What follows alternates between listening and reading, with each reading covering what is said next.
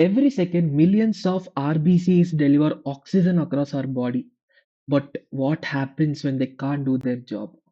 Welcome to Mediverse Atlas. Today we'll be talking about anemia. Anemia is a condition in which O2 carrying capacity of blood is decreased. This O2 carrying capacity of blood is decreased by two ways, either by decrease in the RBC count or either in decrease in the hemoglobin count. So, anemia is defined as the condition in which oxygen carrying capacity of blood is reduced either due to decreased hemoglobin concentration or reduced RBC count or decreased hematocrit. Let us now look into the classification of anemias. Anemias are classified morphologically and etiologically. So, morphological classification is also known as Winthrop's classification. Morphological classification is based on the morphology of RBCs. And the second one, the etiological classification is also known as Whitley's classification. First, we'll be talking about the morphological classification or the Winthrop's classification. As discussed earlier, the blood indices determine the morphology of RBCs. The first classification which we are going to talk is the normocytic normochromic. As the name suggests, normocytic means the size of the cell is normal. That means the MCV is normal. If the MCV is normal, the size of RBC is normal. In the name, we have normochromic. So the color of RBC is also normal. That is, the MCHC is also normal. So, what are the causes of this normocytic normochromic anemia? Aplastic anemia, hemolytic anemia, and acute blood loss anemia are the main causes of normocytic normochromic anemia. The second one is the macrocytic normochromic. Macrocytic means the size of the cell is increased. Normochromic, that the color of RBC is normal. So the MCV will be also increased whereas MCHC remains normal. If MCHC is increased, size of RBC will be increased. If MCV is normal, the color of RBC remains normal. This type of anemia, this type of morphology of RBC is seen in the megaloblastic anemia. And the third one is the macrocytic hypochromic. Macrocytic MCV is increased and hypochromic MCHC is also increased. If MCV is increased, the size of RBC increases. If MCHC decreases, this color of RBC also decreases. Even this type of classification is also seen in megaloblastic anemia. And the last one, the microcytic hypochromic.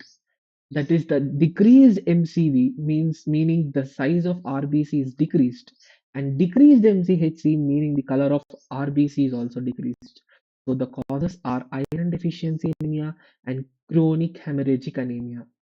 I hope you guys all are clear with the morphological classification. Now, let us enter into the most important classification, that is the etiological classification or Wigby's classification of anemias. The first thing which we are going to discuss is about the deficiency anemias. Which deficiency anemias? Nutritional deficiencies. The first is the iron deficiency anemia, which is the most common anemia in the developing countries. And the second is the megaloblastic anemia or pernicious anemia, which is caused due to deficiency of vitamin B12. And the third one is the megaloblastic anemia due to deficiency of folic acid. And the fourth one is the protein and vitamin C deficiency anemia. These are the nutritional deficiency anemias. And the second one, which we are going to talk, is about the hemorrhagic anemia. In hemorrhagic anemia, we have acute hemorrhage and chronic hemorrhage.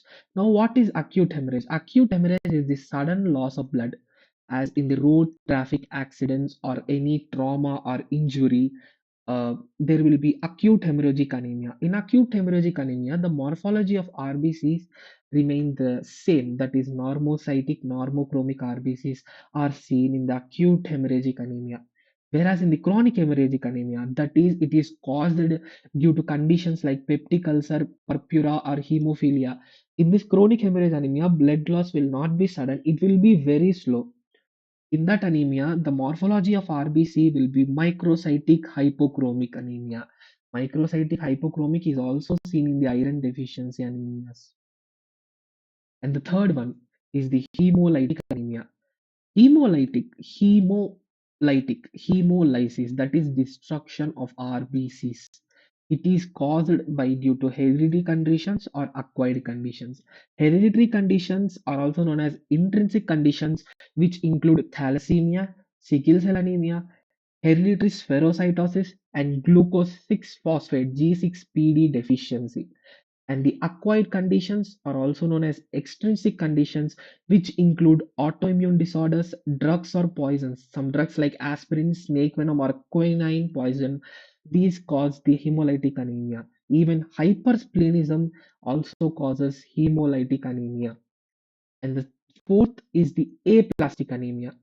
Aplastic anemia, it occurs due to impaired red cell production. And we all know that the red cells are produced by hematopoietic stem cells or hematopoietic precursor cells which are present in bone marrow. So in aplastic anemia, there will be absence of these hematopoietic precursor cells in bone marrow. And what are the causes of this aplastic anemia? Here also we have acquired causes. Acquired causes can be by chemicals like benzene and DDT, and some anti-cancer drugs like methotrexate. Methotrexate also causes the aplastic anemia, and there are some hereditary causes also. Some one of the example is the Fanconi's anemia. And the fourth one, which we are going to talk about, is the anemia due to chronic diseases.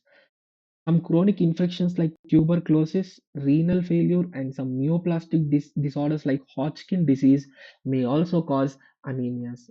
So, this is the basic classification of anemias. In the upcoming video, we'll take up each anemia in detail. So, stay tuned to Medivas Atlas and do comment if you have any doubts. Thank you.